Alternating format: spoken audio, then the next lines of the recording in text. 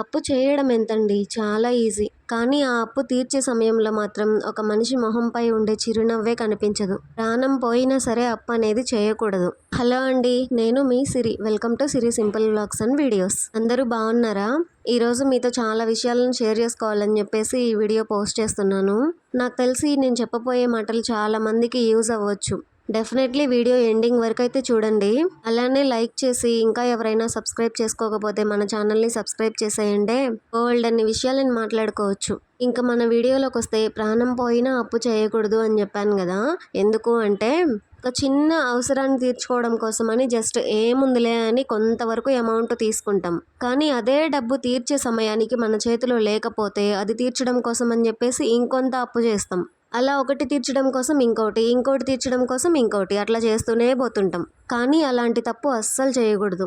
గొప్పల కోసం చేసే అప్పులు కొన్ని రోజులు సంతోషాన్ని ఇవ్వచ్చు, కానీ చాలా ఎక్కువ బాధనే ఇస్తాయి కూడా. ఉన్నదానికన్నా ఎక్కువ లైఫ్ చూపించడం కోసం అయితే ఎప్పుడూ అప్పులు చేయకూడదు. ఎందుకంటే అప్పు ముందు మనిషి మాట్లాడతాడు, కానీ ఆ అప్పులు తీర్చే సమయానికి మాత్రం సిచ్యువేషన్స్ మాట్లాడతాయి. అందరి దగ్గర పరువు పోతుంది. కొన్నిసార్లు అయితే సొంత వాళ్ళకు కూడా దూరం అవ్వాల్సిన పరిస్థితి వస్తుంది. ఫోన్ రింగ్ అయితే భయపడాల్సి వస్తుంది. కొన్నిసార్లు డోర్ కొట్టినా టెన్షన్ పడాల్సి వస్తుంది. అదే అప్పు ఇచ్చే నిజమైన శిక్ష అంటే. కష్టపడి సంపాదించిన ఒక్క రూపాయికి ఉన్న విలువ నువ్వు అప్పుతో తీసుకొచ్చిన లక్షల్లో ఎప్పటికీ కనిపించదు. కష్టపడితే అలసట మాత్రమే ఉంటుంది, కానీ అప్పుతో బ్రతకాల్సి వస్తే ప్రతిరోజు భయంగా బ్రతకాల్సి వస్తుంది. ఇంకా ఈ ప్రాబ్లం నుండి బయటపడలేము, అలాంటి భరించలేని సిచ్యువేషన్లో మాత్రమే తప్పక అప్పు చేయాలి. అంతేగాని మిగతా కోరికలన్నీ సరే నీ కష్టంతో లేట్ అయినా సరే నిదానంగా తీర్చుకోవాలి. కష్టపడితే కొంచెం లేట్ అయిద్ది, ఏం పర్లేదు, లేట్ అయినా ఏమీ కాదు. కానీ నిద్రని కూడా పోగొట్టుకునే లైఫ్ని మాత్రం ఎప్పుడూ తెచ్చుకోకూడదు. లైఫ్ అంటే కాంపిటీషన్ కాదు, ప్రశాంతంగా పీస్ఫుల్గా బ్రతకడం. చిన్న జీవితం అయినా సరే నవ్వుతూ ఆనందంగా బ్రతికేయాలి. లైఫ్ అంటే టైం, ఉన్న టైంలోనే అన్నీ సరిదిద్దుకోవాలి. అంతే తప్ప వెళ్ళిపోయిన టైం గురించి ఆలోచిస్తూ ఇంకా మిగిలి ఉన్న టైంని కూడా వేస్ట్ చేసుకోకూడదు ఎప్పుడు. మనీ మాత్రమే లైఫ్ కాదు కదా. ప్రశాంతత, ఆరోగ్యం, ఆనందం, నవ్వులు ఇవన్నీ కూడా లైఫే. ఇవేమీ లేకుండా ఒక్క డబ్బు మాత్రమే చేతిలో ఉన్నా కూడా పీస్ఫుల్గా ఉండలేము. లైఫ్ని ఎప్పుడు అవతలి వాళ్ళతో పోల్చుకోకూడదు. ఎవరి జర్నీకైనా సరే కొంత టైం అంటూ పడుతుంది. ఆ టైం రావాలి, వస్తుంది కూడా. కాకపోతే కొంచెం వెయిట్ చేయాలి అంతే. కష్టపడితే వచ్చిన లైఫ్లో మనం తినే ప్రతి మెతుకుకి విలువ ఉంటుంది. సెల్ఫ్ రెస్పెక్ట్, ఆత్మగౌరవం అనేది ఎప్పుడూ వదులుకోకూడదు. అది లేకపోతే అసలు లైఫే లేదు. అవును కదా, మీరేమంటారు మరి? లైఫ్ ముందు ఎవ్వరూ గొప్పవాళ్ళు కాదు. కాలం అన్నింటికీ ఆన్సర్ ఇస్తుంది, అందరికీ అర్థమయ్యేలా చెప్తుంది కూడా. మనం ఈరోజు చేసే ప్రతి పని మన ఫ్యూచర్ని డిసైడ్ చేస్తుంది. అందుకే మనం మాట్లాడే ప్రతి మాట కొంచెం ఆలోచించి మాట్లాడాలి. మనం ఎదుటి వాళ్ళని బాధ పెట్టే ముందు ఒక్క విషయం గుర్తుంచుకోవాలి. ఏంటి అంటే గాయం మానిపోవచ్చు కానీ బాధ మాత్రం ఎప్పటికీ మర్చిపోలేరు. ఇది మాత్రం నిజమండి, నేను నా ఎక్స్పీరియన్స్తో చెప్తున్నా. ఇంకా ఇప్పటి వరకు చెప్పినవి అంటారా? నాకు తెలిసినవి, నేను ఎదుటి వాళ్ళ దగ్గర చూసినవి, ఎక్స్పీరియన్స్ చేసినవి అన్నీ ఇవాళ మీతో షేర్ చేసుకున్నాను అంతే. అవన్నీ కరెక్ట్ అనిపించాయి కాబట్టే షేర్ చేసుకున్నాను. తెలుసుకుంటారు కదా, ఎవరైనా తెలియని వాళ్ళు ఉంటే అర్థం చేసుకుంటారు కదా అని చెప్పేసి. ఒకవేళ తెలిసి తెలియక ఏవైనా మిస్టేక్స్ చేసినా ఇక ముందు చేయకుండా ఉంటారు కదా. టైం అన్నింటికీ ఆన్సర్ చేస్తుంది. మనం ఇప్పుడు చేసిన మంచి ఏదో ఒక రోజు అది మనకి మంచి జరిగేలా చేస్తుంది. ఇది మాత్రం నిజం. మనం ఎదుటి వాళ్ళకి ఇచ్చే రెస్పెక్ట్ ఏదో ఒక రోజు మనకి తిరిగి వస్తుంది, అదే గౌరవం. ఇప్పుడు మీకు విషయం చెప్పనా? మహాభారతంలో శ్రీకృష్ణుడు చెప్పిన విషయం ఏంటి అంటే, చెడు అంటే చీకటి. ఆ చీకటిలోకి ఎదుటి వాళ్ళని లాగేయడం కాదు, ఫస్ట్ నిన్నే లాగేస్తుంది నువ్వు చెడుని ఎంచుకుంటే. అహంకారం ఎక్కువైతే కాలమే మనిషిని ఒంటరి వాడిని చేస్తుంది. ఎవరిని తక్కువ అంచనా వేయకూడదు, తెలిసి ఎవరిని కన్నీళ్లు పెట్టించకూడదు. దేవుడు అన్నింటినీ అబ్జర్వ్ చేస్తూ ఉంటాడంట. టైం వచ్చినప్పుడు ఖచ్చితంగా న్యాయం చేస్తాడు ప్రతి ఒక్కరికి. ఒకప్పుడు బంధాలు ప్రాణాల్లా ఉండేవి, కానీ ఇప్పుడు అవసరాలకి మాత్రమే పరిమితం అవుతున్నాయి. ఏంటండి ఏవేవో చెప్పి బోర్ కొట్టిస్తున్నానా? బోర్ కొడుతుంది అనుకోకుండా అప్పుడప్పుడు ఇలాంటివి కూడా వినాలి, అప్పుడే మంచి మోటివేషన్గా ఉంటుంది కదా. ఇంకా ఈ వీడియోలోకి వస్తే మొన్న మే 13న తీసుకున్న వీడియో ఇది. ఆ రోజు మా బాబు బర్త్డే. పొద్దున్నే లేచి ఇంటి పనులన్నీ పూర్తి చేసుకొని మా బాబుకి కూడా తలస్నానం చేయించి ఇంట్లో పూజ చేసుకొని గుడికైతే వెళ్ళొచ్చాము. ఇంకా గుడికి వెళ్లే ముందైతే నాకు స్వీట్ చేయడానికి కుదరలేదు. అందుకని చెప్పేసి గుడికి వెళ్ళొచ్చిన తర్వాత సేమియా పాయసం చేద్దామని చెప్పేసి సేమియా పాయసం అయితే చేశాను. ఇంకా అది చేయడం అయిపోయిన తర్వాత వాళ్ళకైతే పెట్టి ఇచ్చి పిల్లలు తిన్న తర్వాత లాస్ట్ వీడియోలో చెప్పాను కదా, నేను మా అమ్మ వాళ్ళ ఇంటి దగ్గర నుంచి మొక్కలు తెచ్చుకున్నాను, మందారం మొక్క ఇవి అని చెప్పేసి. అవైతే ఇప్పుడు మంచిగా పెరుగుతున్నాయి. వాటికి కూడా నీళ్లు పోసి మందులైతే ఏం వేయను కానీ రోజు పొద్దున్నే బియ్యం కడిగిన నీళ్లు ఇంకా కూరగాయల నీళ్లు ఇవన్నీ పోస్తాను చెట్లకి. ఇంకా చెట్లన్నింటికి నీళ్లు పోసిన తర్వాత ఇంకా టిఫిన్ టైం అయింది కదా అని చెప్పేసి పిల్లలు టిఫిన్ చేస్తారు అని దోశలైతే వేసిచ్చాను పిల్లలకి.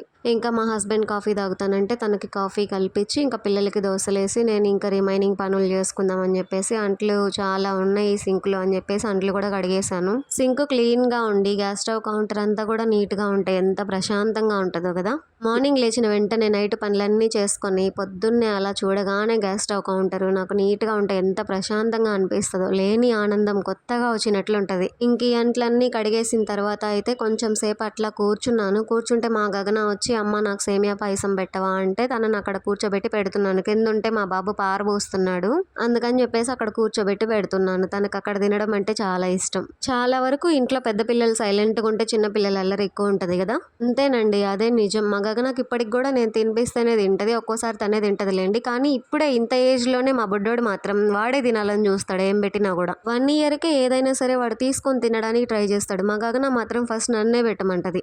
ఇంకా పిల్లలకి పెట్టేసి వాళ్ళ టిఫిన్స్ ఇవన్నీ అయిపోయిన తర్వాత ఇంకా వంట చేద్దామని చెప్పేసి ఊరు నుంచి వచ్చాం మొన్ననే.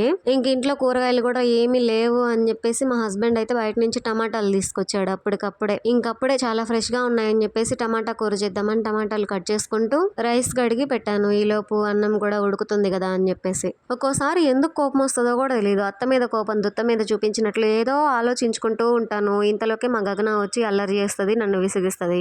ఊరికే నాతో తిట్లు తింటది, అరిపించుకుంటది, కొట్టించుకుంటది. ఒక్కోసారి మళ్ళీ నెక్స్ట్ 5 minutesకే వచ్చి సారీ చెప్పిద్ది. ఎంత బాధేసిద్దో అట్లా అన్నప్పుడు మాత్రం. నేనే ఇలా ఉన్నానా, నాలా ఇంకెవరైనా ఉన్నారా అనిపిస్తుంది ఒక్కోసారి ఆలోచించుకుంటే. ఇంక ఈ ఎండలకి వేడి ఎఫెక్ట్ కూడా కొంచెం ఉంది. పొద్దుగూకులు కిచెన్లో వంట చేసుకుంటూ ఉంటా కదా, ఏదన్నా గోల్ చేసినా ఏమన్నా కింద పడేసినా భలే కోపం వస్తూ ఉంటుంది ఈ మధ్య అయితే. పొద్దుగూకులు పైన ఉన్నాయి కింద పెట్టి, కింద ఉన్నాయి పైన పెట్టి సర్దుకోలేక ఇద్దరు అల్లరి చేస్తారు. ఒక్కోసారి అయితే మా బాబుని కొట్టిద్ది కూడా గగన, ఎంత కోపం వస్తుందో. ఊరికనే ఆడిపించినంతసేపు ఆడిపించిద్ది, ఏదో ఒకటి చేసి ఏడిపించిద్దండి. మళ్ళీ విషయం ఎక్కడి నుంచి ఎక్కడికో వెళ్ళిపోతుంది కదా. నేను ఈ టమాటాలన్నీ కట్ చేసేలోపు అన్నం కూడా ఉడికింది. ఇంకా కర్రీ చేద్దామని చెప్పేసి స్టవ్ వెలిగించి కర్రీ ప్రాసెస్ కూడా స్టార్ట్ చేశా. అసలు మొన్న మా ఫ్రెండ్ స్టోరీ అని చెప్పేసి వాళ్ళ ఆడబిడ్డ ఇట్లా ఏడిపిస్తుందంట అని ఒక షార్ట్ అప్లోడ్ చేస్తే ఎంతమంది వాళ్ళ ఫీలింగ్స్ ఎక్స్ప్రెస్ చేస్తూ వాళ్ళ బాధని షేర్ చేసుకున్నారో కామెంట్స్లో. అసలు ఈ రోజుల్లో కూడా ఇంతమంది ఉన్నారా అని చెప్పేసి నాకైతే చాలా ఆశ్చర్యం వేసింది. ఏంటండి బాబు, అసలు మనము ఒక ఆడపిల్లలమే కదా, అవతల ఇంటి నుంచి వచ్చిన ఒక అమ్మాయిని కూడా అర్థం చేసుకోవాలి కదా.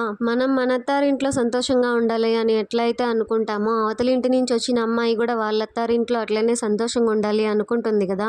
ఏదైనా సరే అర్థం చేసుకోవడంలోనే ఉంటుంది.